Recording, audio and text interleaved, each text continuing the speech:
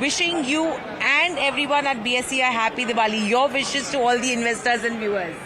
Thanks for this. Wish all the viewers, everybody in the country and everywhere in the world, whoever Indians are there who are celebrating Diwali, very, very happy Diwali wishes. And I'm sure this year is going to be another great year and another good year for the country.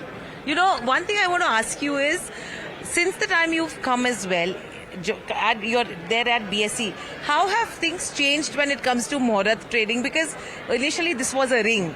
You know, Sauda used to be manually, orally, 10 share lenge, 20 share lenge. It's transition. Now you have systems which are in place. That's where the hue and cry happens. What is it in terms of tradition that has changed according to you? See, traditions, by the very word, tradition should not change. With every Diwali, there will be a Lakshmi Puja, there will be happiness, there will be a Utsah everywhere. That doesn't change. The way of trading may change. The scripts they trade may change. The market numbers may change. Tradition is so entrenched in all of us. Every Diwali, we celebrate with sweets, patake, and of course today, because of ESG consciousness, we don't use crackers.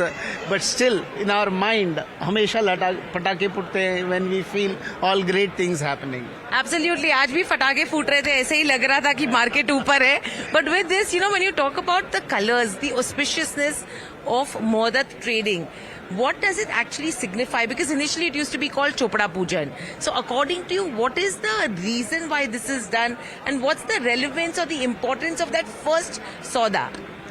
See, there are a lot of great relevances. In a half a minute or 1 minute, this cannot be talked. Right from the why Diwali, what are all the associated things with it.